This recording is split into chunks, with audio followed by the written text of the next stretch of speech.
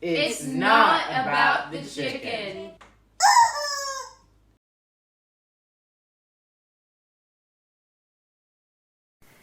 This is a story about how our emotions can control us when we don't fully understand what's happening beneath the surface. It's my personal journey of learning not to stay stuck in triggered emotions, but instead to take time to uncover the root cause, which is unresolved pain or unmet needs from childhood.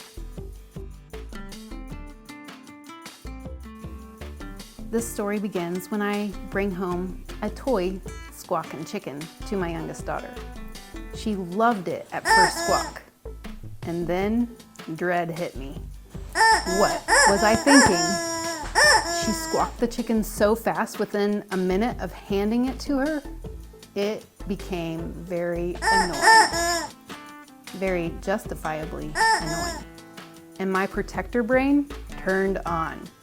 I was not happy with this chicken or how she freely squawked it. I immediately responded with a harsh tone, telling her to go to her room.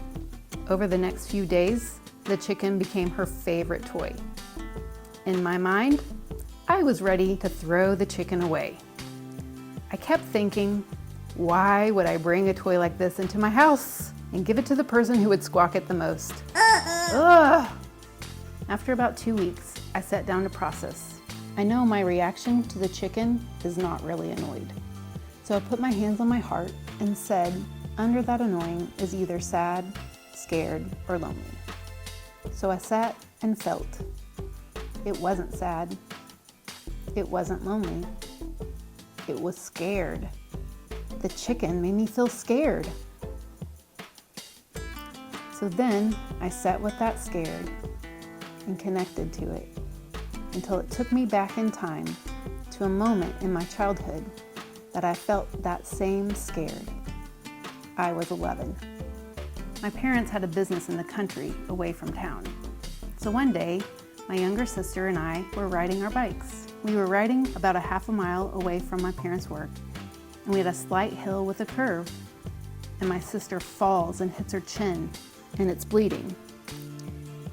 Now, we haven't really experienced many accidents like this in our childhood, and I was very panicked in this moment.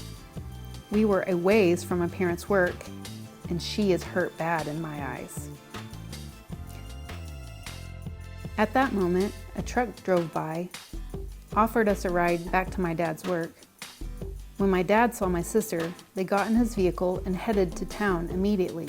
I stayed behind with my mom, but I went back to the back room because my mom was busy working.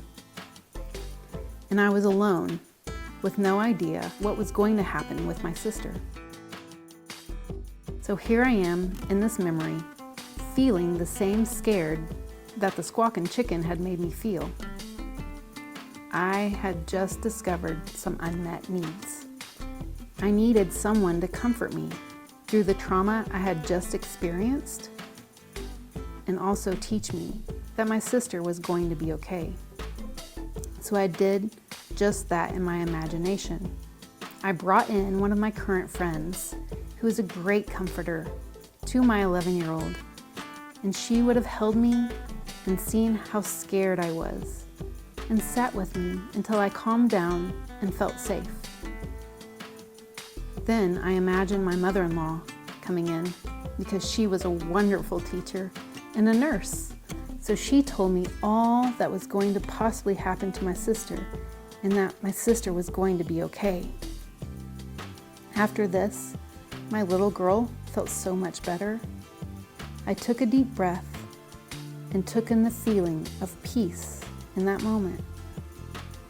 After that memory felt better, I was ready to face the chicken situation. Now I could see things differently.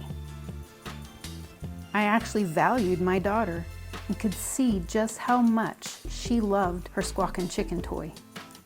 I did need to set up some healthy boundaries with the chicken, so that's what I did. Out of a joyful heart, I told my daughter, "You can squawk the chicken 3 times around me. Then I'd appreciate it if you go to your room and shut the door, and then you can squawk it as much as you want." She agreed, and we both were happy. The story ends well because my triggered brain got what it needed. So my thinking brain could give value and boundaries. The chicken represents anything in our life that activates our triggered brain into fight, flight, freeze, or fawn. Mine went into fight and wanted to throw the chicken away. But it's not about the chicken.